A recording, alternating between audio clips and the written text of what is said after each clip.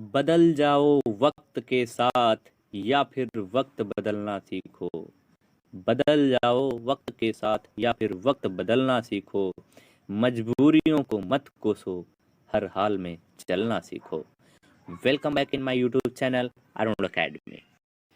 इस वीडियो में हम देखने वाले हैं कि प्रकाश संश्लेषण यानी फोटोसिंथेसिस किसे कहते हैं। प्रकाश संश्लेषण यह क्रिया होती किस में है? तो यह क्रिया पेड़ पौधों में होती है। किस में होती है? पेड़ पौधों में होती है। ठीक है, क्यों? अगर पूछ लिया जाए क्यों होती है, क्योंकि इनमें क्लोरोफिल पाया जाता है। क्या पाया जाता है? क्लोरोफिल पाया जाता है। जो पेड़ पौधे होते हैं उनकी पत्तियों में क्लोरोफिल अर्थात पर्णहरित नामक पदार्थ पाया जाता है, जिसके द्वारा पेड़ पौधे अपने भोजन का निर्माण कर लेते हैं। इसी को प्रकाश संश्लेषण कहते हैं। अगर प्रकाश संश्लेषण की बात की जाए, सिंपल सी बात कर ली जाए कि प्रकाश संश्लेषण होता क्या है, किसे कहते हैं प्रकाश संश्लेषण?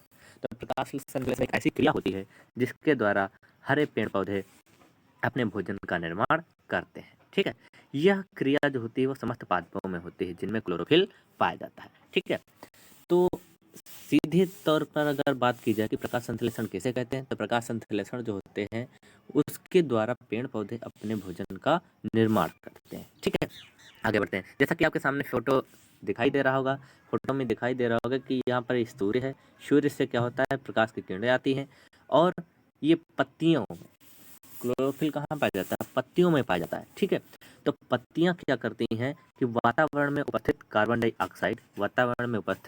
डाइऑक्साइड जिसको हम CO2 कहते हैं, और जड़ों के द्वारा या भूमि से प्राप्त होने वाले जल के साथ संयोग करते हैं और अपने भोजन का निर्माण करते हैं। ठीक है, लेकिन प्रकाश संश्लेषण के लिए क्रिया के लिए जो है कुछ आवश्यक घटक भी होने चाहिए, जैसे पत्तियों में क्लोरोफिल होना चाहिए, सूर्य का प्रकाश होना चाहिए। ठीक है, तो चलिए हम पहले परिभाषा देख लेते हैं कि प्रकाश संश्लेषण की क्रिया होती क्या है। तो प्रकाश संश्लेषण किसे कहते हैं? सभी हरे पेड़ पौधे, सभी हरे पेड़ पौधे। अब देखिए यहाँ पर एक टर्म दिया गया है हरे, हमने इसका यूज क्यों किया है?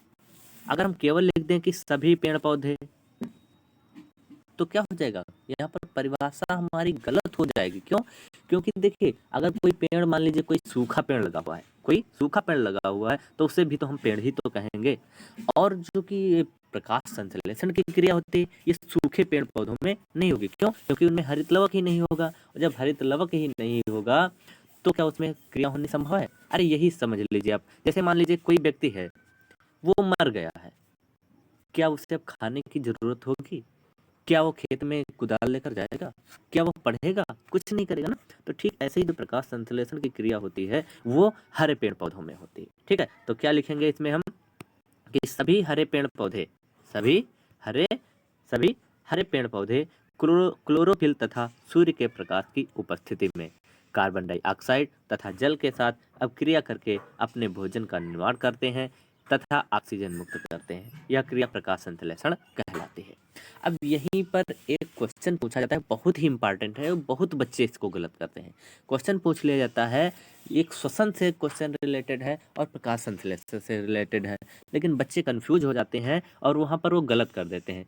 जब हम श्वसन पढ़ते हैं, छोटी क्लासों में हम पढ़ते थे कि हम मतलब पेड़ पौधे कौन सी गैस श्वसन की क्रिया में ग्रहण करते हैं और हम लोग कौन सी गैस को ग्रहण करते हैं।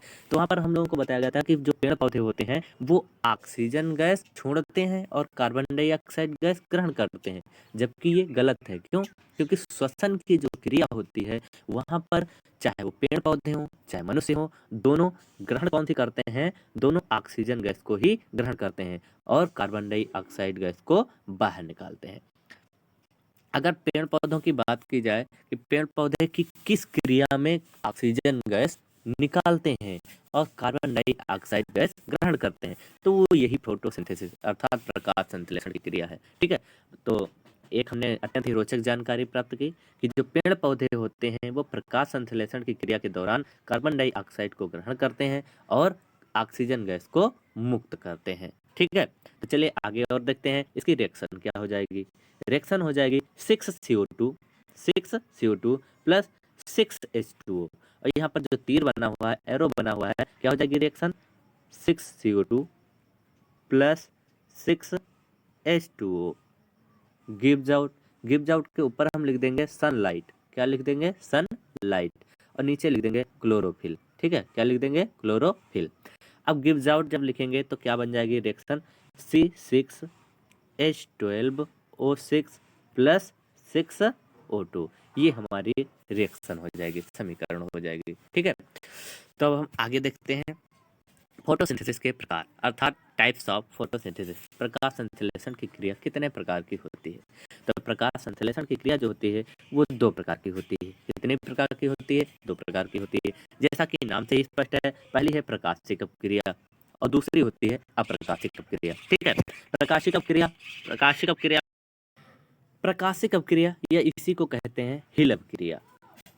क्वेश्चन टिप्पणी के रूप में पूछ लेता है कि हिल अभिक्रिया किसे कहते हैं, या हिल अभिक्रिया दे दिया जाता है पेपर में टिप्पणी के रूप में, तो बच्चे वहां पर कंफ्यूज हो जाते हैं कि यार ये हिल अभिक्रिया कहाँ से आ गई, क्या होती है, जबकि होती क्या है? वही हिल अभिक्रिया है, वही हिल रिएक्शन है, या उसी को हम कहते हैं प्रकाशिक अभिक्रिया कहते हैं। ठीक है, तो प्रकाशिक अभिक्रिया क्या होती है, चलिए देखते हैं।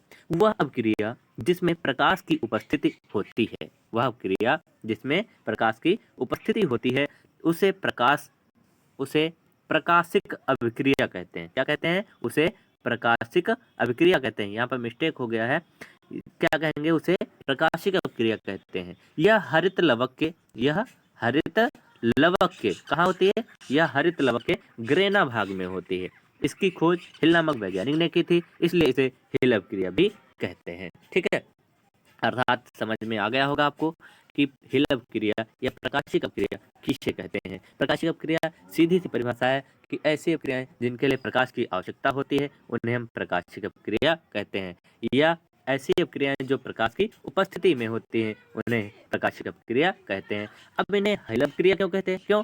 क्योंकि इसकी खोज रॉबर्ट हिल नामक वैज्ञानिक ने की थी। किसने की थी? रॉबर्ट हिल नामक वैज्ञानिक ने की थी, इसीलिए इसे हिल अपक्रिया भी कहते हैं। ठीक है, तो हम आगे देखते हैं अप्रकाशिक अपक्रिया। सेकंड टाइप होता है हमारा अप्रकाशिक अपक्रिया यानी डार्क रिएक्शन, या इसी को ब्लैकमैन रिएक्शन भी कहते हैं, या अंधकार अपक्रिया भी इसे कहते हैं। तो कई नाम हैं, इसलिए ध्यानपूर्वक देखेंगे। और सबसे मोस्ट इंपॉर्टेंट यहाँ पर क्वेश्चन जो बनते हैं वो भी हम बाद में थोड़ा बात करेंगे। पहले हम देख लेते हैं कि अप्रकाशिक अपक्रिया कहते किसे हैं।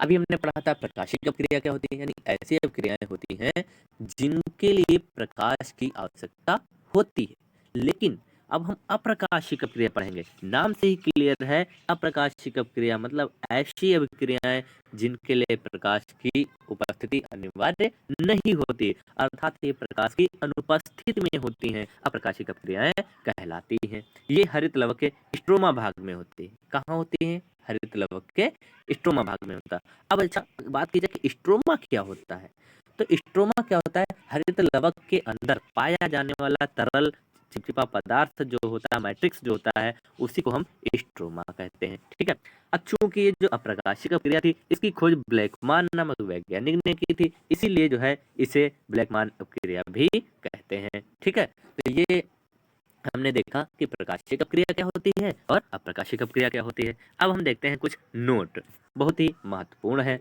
चलिए देख लेते हैं कि नोट में क्या लिखा है। तो पहला है कि प्रकाश संश्लेषण एक ऐसी विधि है जिसके द्वारा पेड़ पौधे अपने भोजन का निर्माण करते हैं, जैसा कि हमने पहले भी बताया था। चलिए एक और क्वेश्चन हम देख लेते हैं। यहाँ पर नोट में एक और क्वेश्चन हम देख लेंगे अपनी तरफ से कि पौधों में भोजन बनाने का कारखाना या फूड फैक्ट्री ऑफ प्लांट्स किसे कहते हैं? फूड फैक्ट्री ऑफ प्लांट्स किसे जाना जाता है? तो वहां पर हम सीधा हमारा आंसर हो जाएगा, पत्ती को कहते हैं। किसको कहते हैं? पत्ती को कहते हैं। क्यों?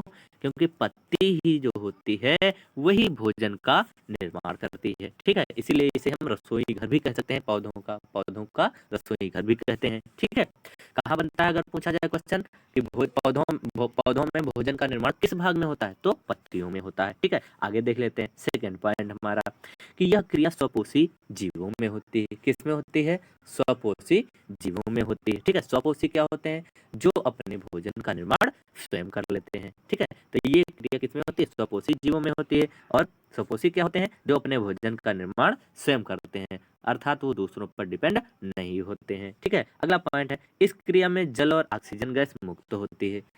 प्रकाश संश्लेषण की क्रिया में क्या मुक्त होती है? ऑक्सीजन और जल मुक्त होता है। ठीक है, अगला और अंतिम पॉइंट है कि प्रकाश संश्लेषण का अंतिम उत्पाद जो होता है वो मंड होता है। क्या होता है? मंड होता है। जैसे हम लोगों में, मनुष्यों में जो भोजन बनता है वो किसमें? ग्लूकोज के रूप में पाया जाता है, लेकिन जो वनस्पति होती हैं यानी पेड़ पौधे होते हैं उनमें मंड के रूप में अंतिम उत्पाद मिलता है। ठीक है, अब हम आगे बढ़ते हैं थोड़ा। इसी में है कि प्रकाश संश्लेषण को प्रभावित करने वाले कारक बहुत ही इंपॉर्टेंट है, कई बार परीक्षाओं में पूछा गया है। चलिए अब हम पहले देख लेते हैं, सोच लेते हैं अपने दिमाग में, मस्तिष्क में थोड़ा सा ध्यान देते हैं कि प्रकाश संश्लेषण को प्रभावित करने वाले कारक कौन कौन से हो सकते हैं। प्रकाश संश्लेषण की क्रिया कब प्रभावित होगी? जब पत्तियों को भोजन बनाने में प्रॉब्लम होगी। प्रॉब्लम कब होगी? जब प्रकाश की कमी होगी। तो ऐसे कौन कौन सी घटनाएं हैं जिनमें प्रकाश सही से पेड़ पौधों को नहीं प्राप्त हो सकता है? जो वो होंगे वही क्या होंगे? प्रभावित करने वाले कारक हो जाएंगे। ठीक है, तो प्रकाश संश्लेषण को प्रभावित करने वाले कारक में क्या है? निम्न है। पहला होता है बाह्य कारक और दूसरा होता है अंतः कारक। ठीक है, तो बाह्य कारक कौन कौन से हैं और अंतः कारक कौन कौन से हैं, चलिए हम देख लेते हैं। तो सबसे पहले हम बाह्य कारक पर बात करते हैं। बाह्य कारक कौन कौन से हैं? तो पहला हमारा हो जाएगा प्रकाश। सबसे पहला क्या हो जाएगा? प्रकाश। देखिए, अगर प्रकाश पत्तियों तक सही से नहीं पहुंचेगा, अब बात अगर हम ऋतुओं की बात कर लेते हैं, मौसम की बात कर लेते हैं, जैसे गर्मी ऋतु में अधिक प्रकाश होता है, अधिक गर्म पड़ती है, तो वहां पर जो है प्रकाश संश्लेषण की क्रिया प्रभावित होती है। ठीक है, अर्थात अच्छी होगी। लेकिन अभी यही सर्दी में देखा जाए तो क्या प्रकाश संश्लेषण की क्रिया सही से हो पाएगी? नहीं हो पाएगी। क्यों? क्योंकि प्रकाश पेड़ पौधों तक सही मात्रा में पहुंच ही नहीं पाता है, जिसके कारण प्रकाश संश्लेषण की क्रिया अवरुद्ध होगी। ठीक है, दूसरा पॉइंट है हमारा तापमान। तापमान, अगर तापमान अधिक होगा तो प्रकाश संश्लेषण की क्रिया अधिक होगी, और अगर तापमान कम होगा तो प्रकाश संश्लेषण की क्रिया प्रभावित होगी। ठीक है, अगला पॉइंट हो जाएगा इसी में जल। जल क्या है? जल भी क्या करता है? प्रकाश संश्लेषण की क्रिया को प्रभावित करता है। क्यों? क्योंकि रिएक्शन में ही हम लिखते हैं 6CO2 प्लस 6H2O। तो अगर जल की कमी होगी तो क्या प्रकाश संश्लेषण की क्रिया हो पाएगी? नहीं हो पाएगी। इस प्रकार जल भी क्या करता है? प्रकाश संश्लेषण की क्रिया को प्रभावित करता है। अगला पॉइंट है हमारा खनिज लवण। खनिज लवण क्या होते हैं? खनिज लवण कहाँ पाए जाते हैं? ये पृथ्वी में पाए जाते हैं। अगर खनिज लवण जो है सही मात्रा में नहीं पहुंच पाएंगे तो पौधे में प्रकाश संश्लेषण की क्रिया प्रभावित होगी। ठीक है, अब हम देखते हैं दूसरे नंबर पर अंतः कारक क्या होते हैं। अंतः कारक कौन कौन से हैं? तो अंतः कारक में पहला हो जाएगा पत्ती की संरचना। पत्ती की संरचना की बात की जाए तो यह किस प्रकार से प्रकाश संश्लेषण की क्रिया को प्रभावित करती है, चलिए देख लेते हैं। अगर पत्ती भाई पत्ती में क्या होते हैं? पत्तियों में रंध्र होते हैं। पत्तियों में रंध्र होते हैं, ऊपरी सतह पर कम मात्रा में होते हैं, जबकि निचली सतह में अधिक मात्रा में पाए जाते हैं, जिसके कारण वाष्पोत्सर्जन की क्रिया भी होती है।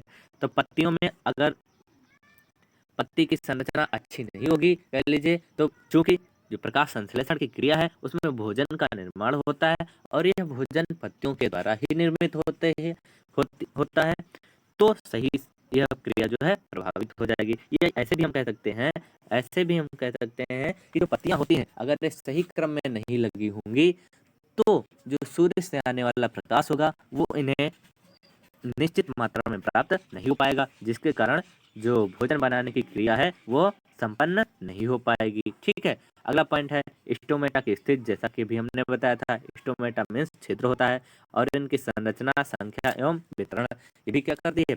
जो स्टोमेटा की संख्या होती है, संरचना होती है, ये भी प्रकाश संश्लेषण की क्रिया को प्रभावित करती है। अगला लास्ट पॉइंट है पेलिसेट कोशिकाओं में क्लोरोफिल की मात्रा।